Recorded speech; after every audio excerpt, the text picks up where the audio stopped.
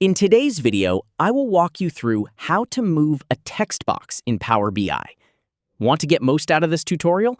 Sign up using the link in the description below, and let's jump right in. First, open Power BI and open the report where you want to move your text box. Once your report is open, go to the Home tab at the top of the screen. From the ribbon, click Text Box to add a new text box to your report canvas. Once the text box appears, click inside it and enter the text you want to display. This could be a title, description, note, or any other information for your report. Now, to move the text box, click on its border or hover over the edge until you see the Move cursor.